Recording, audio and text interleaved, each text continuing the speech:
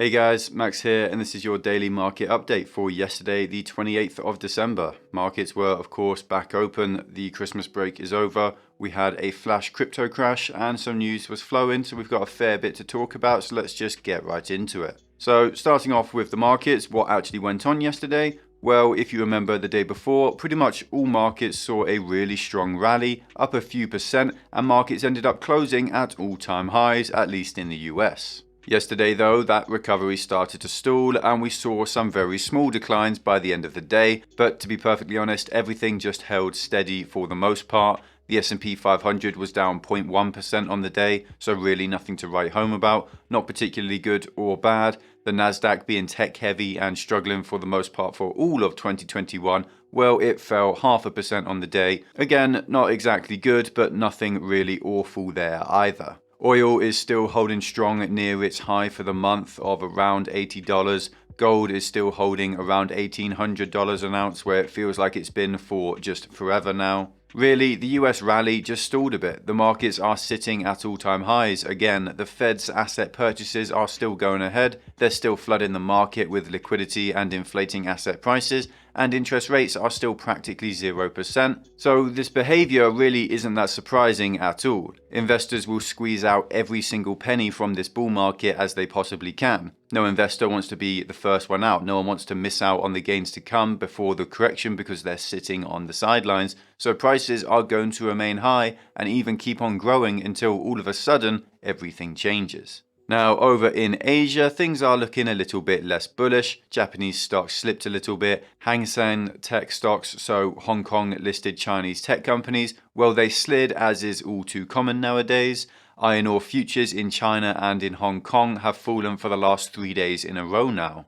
In general, there are a lot of concerns in Asia surrounding China in general, and China is to Asia what America is to the West. It's a massively dominant economy, and if China sees a recession, all the surrounding countries are going to get hurt as well. So iron ore prices falling is bad news, but fully expected as well. Obviously, iron ore is a commodity that's often used for construction and manufacturing in China, and when demand for construction and manufacturing falls, as you would expect to see during a house market bubble collapsing, well, the price for iron ore decreases as well. This was predicted all the way back in September when Evergrande was all over the news cycle. The Chinese real estate sector makes up something like 20% of the worldwide demand for certain commodities, and that demand is very likely to dry up in the future, and we're seeing that process start right now. But it is worth bearing in mind that this will take years to develop. This isn't going to be a flash crash. The CCP will do everything they can to maintain healthy markets. They will inject the markets with liquidity and prolong this arduous ordeal out, probably for years.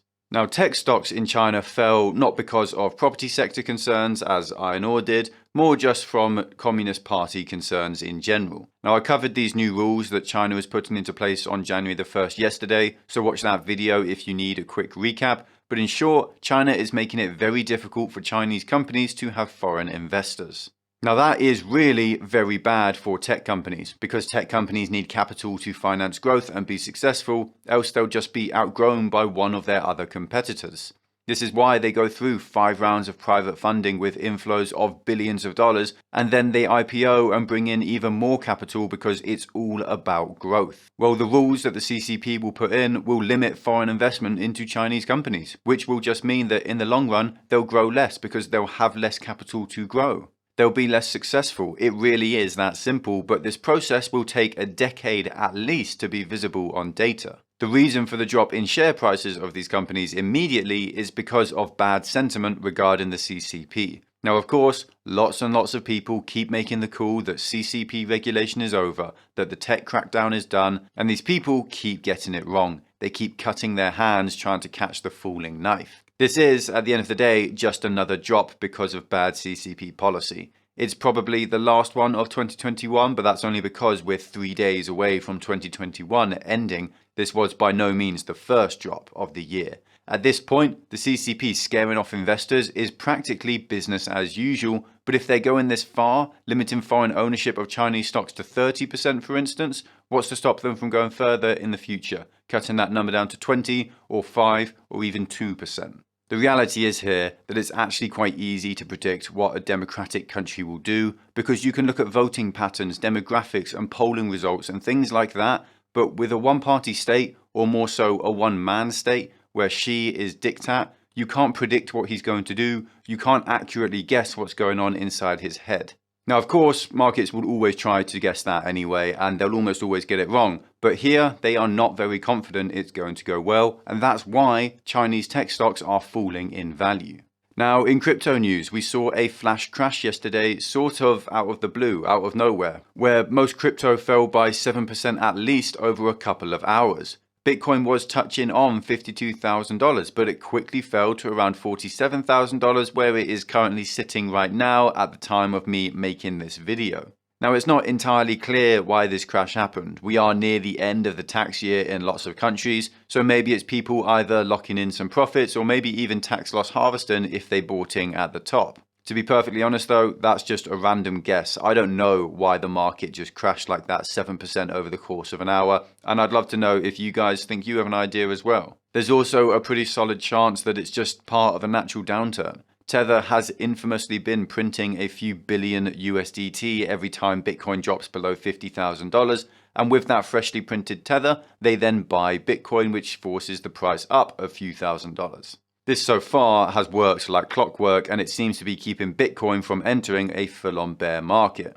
It's possible, but again, this is just a random idea that I'm not saying is true, but it's possible that Bitcoin is just falling naturally as lots of the hype and new investors leave the market, and it would actually be far lower right now if it weren't for Tether artificially supporting these price levels. Now seriously, if anyone else has any ideas for what's going on, feel free to leave a comment. I'll try and check them, but it would be nice if we didn't have any Tether deniers in the comments. All of this information is stored on the blockchain. We know for a fact that Tether is being printed out of thin air and being used to buy Bitcoin, so please don't insult anyone's intelligence by trying to gaslight someone regarding that. Now in Tesla and Elon news, well, he went and sold another $1 billion worth of Tesla stock. Again, after saying he wasn't going to sell anymore. It is very difficult to trust what Elon says because he just has a history of being rather light with the truth. But I really do think it's unlikely that he will sell more Tesla stock once we reach 2022. The most likely reason for all of these sales is obviously not the Twitter poll,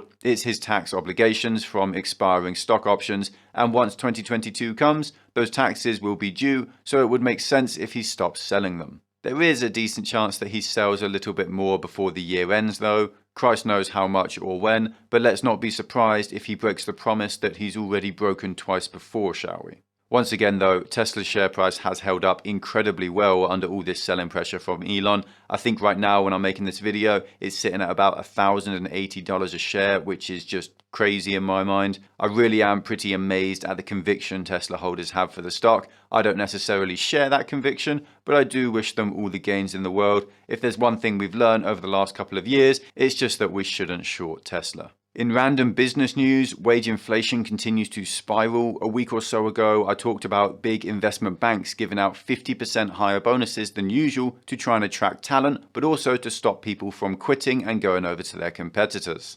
Well, today it came out that Apple is giving out loads of one-off $180,000 bonuses to staff to try and stop them leaving for competitors. We can obviously expect this trend to continue. The labour market is very tight and businesses need employees now more than ever, so they're having to pay more for these employees. It's that simple. Now the Turkish lira has fallen again, extending its declines after the spike from Erdogan's proposed new policy, as it seems like the policy will be too little too late. I have got a full-on 20-minute video about this entire Turkish crisis coming out, maybe even tonight if we're lucky, but if not, then it will come out tomorrow instead, so stay tuned for that. Now in China, consumer nationalism continues. You might remember a few weeks ago, we talked about luxury goods getting attacked by Chinese state-sponsored media in an attempt to stop Chinese citizens from buying foreign and to buy from domestic brands instead. At the time, I mentioned that that was the main reason I don't feel bullish about Tesla in China, because it's an American company and the CCP doesn't want American companies to do well. So if it does start doing well in China, if it has huge amounts of demand, well, Tesla would just get attacked by the CCP. Well, we are seeing that exact thing happen right now with Mercedes, another car company that is trying to crack the Chinese market. The company is being attacked all over Chinese social media for supposed racism because something to do with Mercedes cars' headlights look like slanted eyes. It's all a little bit ridiculous and is probably orchestrated by the CCP to hurt the reputation of the company in China and to promote domestic alternatives like NIO. Alibaba is also apparently considering selling its stake in Weibo, basically just Chinese IP theft for Twitter, to a state-run firm, which would make that social media even more state-controlled. This is awful for freedom of speech in China. The CCP's authority is increasing by the day and their control is only going to get stronger. And this is a real shame to see, but it's not exactly surprising at this point. Now that is pretty much it for the day. I'll see you all again tomorrow and the day after.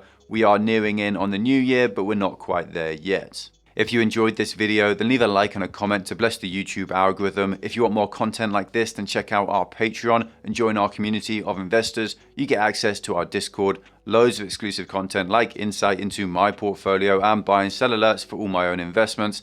And if you join before December ends, then the next month will be entirely free. But this offer only stands for a couple more days. There's a link in the description to masterworks.io, a site that allows you to buy fractional shares of art from world-famous artists like Banksy, which can be a great way to diversify your portfolio with non-market correlated assets. It is completely free to sign up. You don't have to buy anything. You don't have to hand over any card information. So if that sounds interesting, then make sure to check it out. There's also a link in the description to BLOCKFI, which will give you up to $250 in free Bitcoin when you use it. You can also get 9% interest on stablecoins like USDC, which is a far higher rate than you'll get from any savings account these days. Just make sure not to use Tether. Thank you all for the support. Thanks for watching. Stay stoic. Until next time.